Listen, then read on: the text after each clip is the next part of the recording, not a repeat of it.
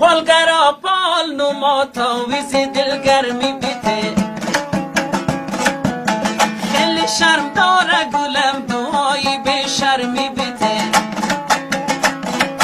او خیلی شرم داره گلم دعایی به شرمی بیته وای بدون دختری شوخک چی بجا آمده بود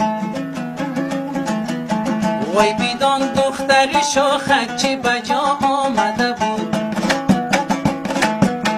دختری خیلی قشنگ خانه ما آمده بود رویوها برخم و پیشتا به کمر افتاده بود که سنگر بود لب شکر بود نازنین و جادوگر بود نازنین و جادوگر بود